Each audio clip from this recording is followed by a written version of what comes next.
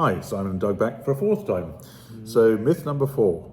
Myth number four that Qodeo has seen is you need to show investors a realistic vision of your growth trajectory. Yes, well, so I'm Canadian originally, even though living here in Florida.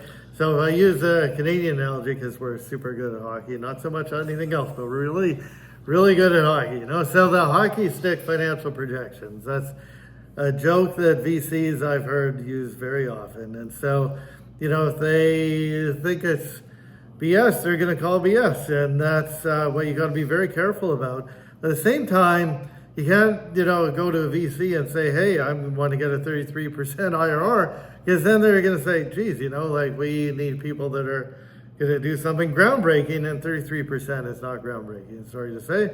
You need to be, doing well over triple times the money that they put in, maybe aiming for 10x as opposed to 1 or 2x or 3x. That's just not good enough. And so that has to be done in a very, believable way. And so the way I would say it is that the mistake sometimes people make in this respect is that they say, hey, this is a $10 billion industry, and I think I could get 1% of it. They don't have an explanation of how they're going to get that 1%. 1% just seems attainable, and they think the industry is going to grow by so much.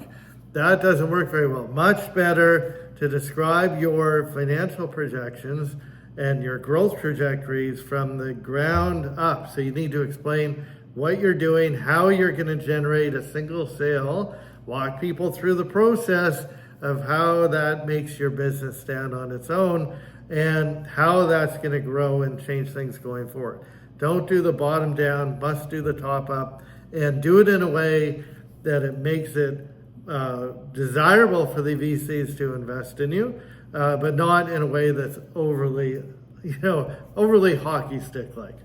Well, I think that's interesting, Doug, because there is this sort of tam-sam-som thing in a way that's a hygiene factor to put in your deck. That I think what perhaps the counterpoint to that might be that the VC is looking for you as an entrepreneur to explain how you're going to make money for your business and therefore for them.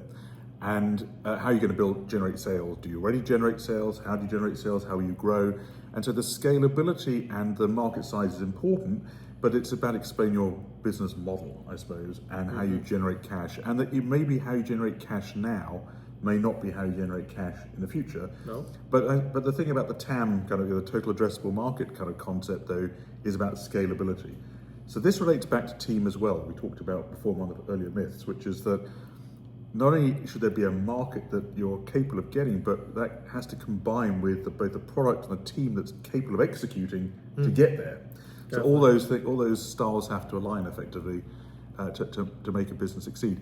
But what we're saying here in general is that entrepreneurs so often think that they see that VCs make a 3 times or 30% IRR return, internal rate of return, but actually that's the average in a portfolio. And again, Josh Lerner from Harvard Business School, when he spoke the other week, said almost all of one VC's returns were made out of simply the exit from Facebook. So one star made all the returns bounce up, and so the average looked a certain number.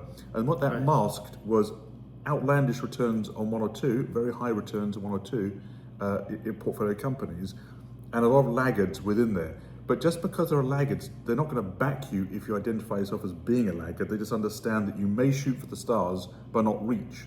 Right. And what venture is meant to be about is growth.